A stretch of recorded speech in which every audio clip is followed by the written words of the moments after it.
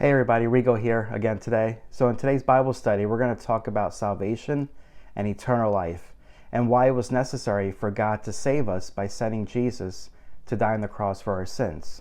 So if we go to Genesis chapter 1, we see that God created us perfect and good, without sin. We were in perfect fellowship with him.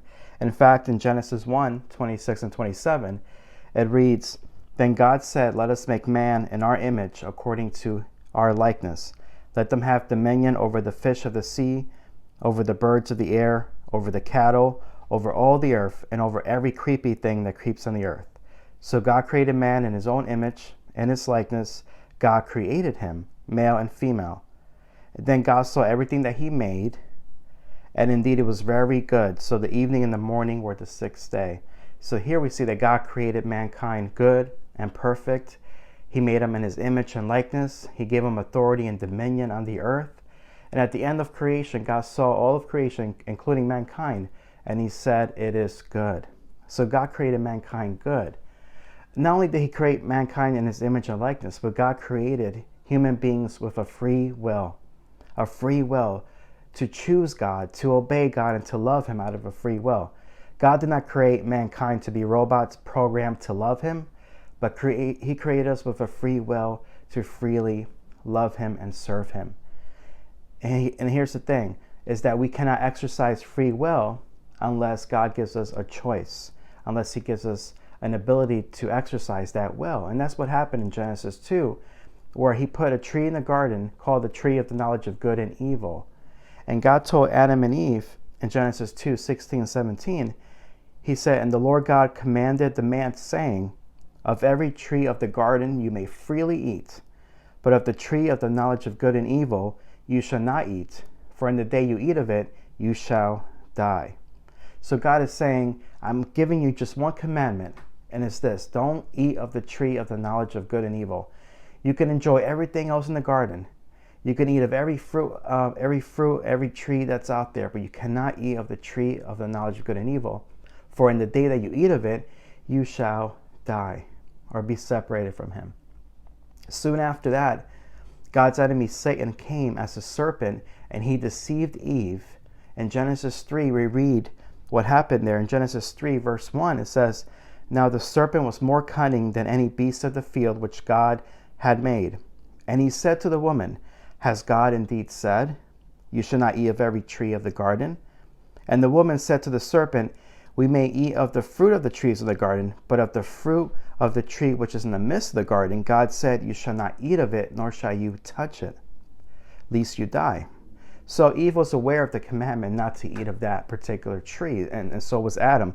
But the serpent here was tempting her, trying to get her to question the command of God, trying to get her to a place where she doesn't believe God anymore. Then the serpent said to the woman, "You shall not surely die, for God knows that in the day you eat of it, your eyes will be opened, and you will be like God, knowing good and evil." So the woman saw that the tree was good for food, that it was pleasant to the eyes, and a tree desirable to make one wise. And she took of its fruit and ate, and she also gave it to her husband with her. Then both of their eyes were opened, and they knew that they were naked, and they sewed fig leaves together and made themselves coverings. So the serpent came to deceive Eve. She questioned the word of God, made her doubt the commandment of God, and she fell into the temptation, and she ate of the tree, and she sinned. And not only did she eat of the tree, but she gave it to her husband with her, Adam. So Adam was standing right next to her, and he willfully disobeyed God by eating that fruit. And the moment they ate of that fruit, they died spiritually. They were separated from the life of God.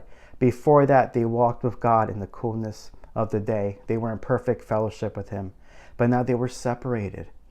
And then they sensed that they were naked. They looked down and they realized their covering was gone. Their fellowship with God was broken. And when they heard God walking in the garden, they hid from his presence.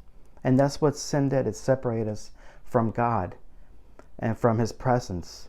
They died spiritually. They died spiritually that day. So that's why Jesus had to come. Jesus came to save us and get us back into that fellowship with the Lord. But one thing we have to realize is that mankind, the Bible says that all have sinned and fallen short of the glory of God, and we need a Savior. So we were separated from God, and because we were separate from God, we need a Savior so that we can have fellowship with God again, so we can restore that relationship, so we can receive eternal life. See, we died spiritually, our spirit died. It was disconnected from God. Now we need God to give us a new birth, spiritually speaking, and give us eternal life. That only comes through Jesus. And one thing we have to realize is that on that day in the garden, Adam and Eve died spiritually, because the Bible talks about 3 types of death. Number 1 is spiritual death.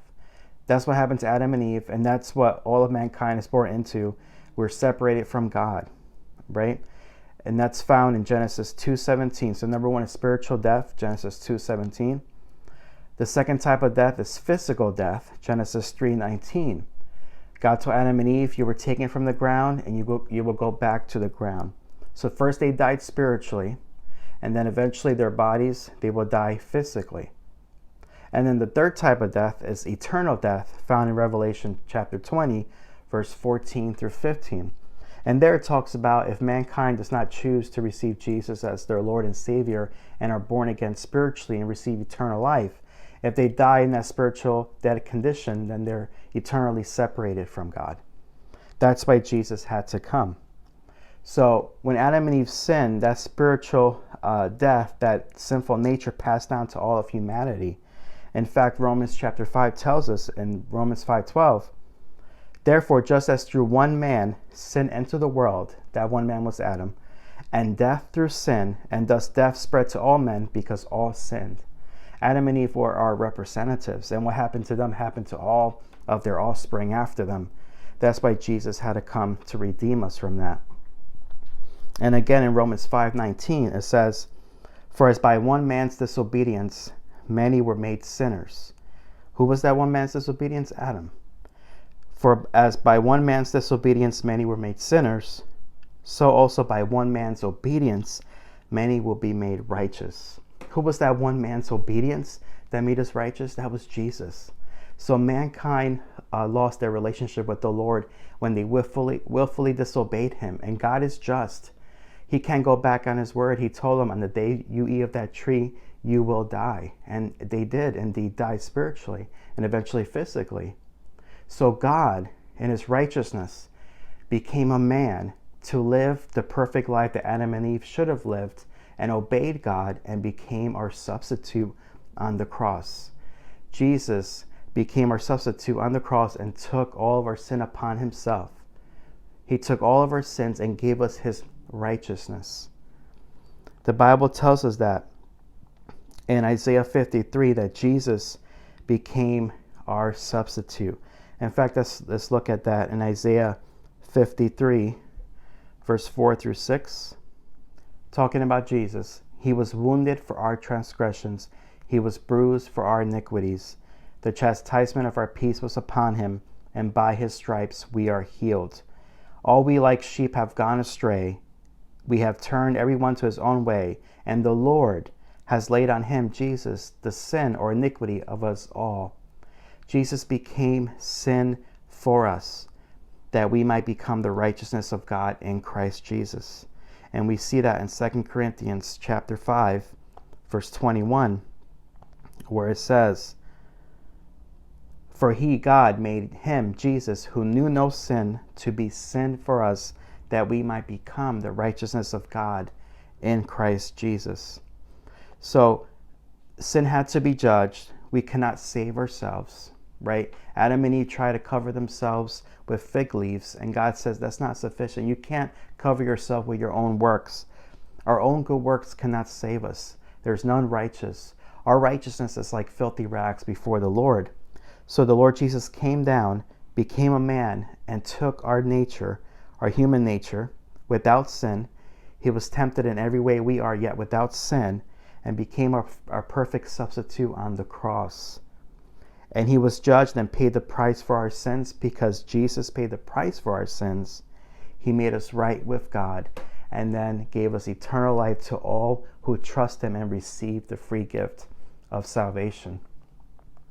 Romans 6:23 says, "For the wages of sin is death, but the gift of God is eternal life through Christ Jesus." Isn't that wonderful? Even though Adam and Eve sinned and sin came into humanity, God made it right by sending his son Jesus to die in our place. And he offers a free gift of eternal life and salvation. All we have to do is call upon him and say, "Jesus, I receive you as my Lord and my Savior. Thank you for dying for my sins. Thank you for restoring that relationship with God the Father. Thank you, I can walk with him now because of the price you paid for me on the cross. I believe that you came to the earth, that you died on the cross, that you were buried, and on the third day you rose again. I believe that, and I receive you as my Lord and Savior. I receive eternal life." It's that simple. And if you haven't said that prayer, I encourage you to do so and to leave a comment below and let me know. I'll be glad to hear that. So I pray you enjoyed this teaching, about how God sent Jesus to die for our sins and how we need a Savior because of the fall of mankind. And God needed to come in because of his great love to save us and buy us back through Jesus so we can have a relationship with him. So I pray this Bible study was a blessing to you.